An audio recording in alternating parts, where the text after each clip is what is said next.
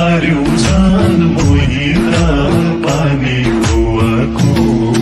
ऐन कली लजाउँदा कति सुवाको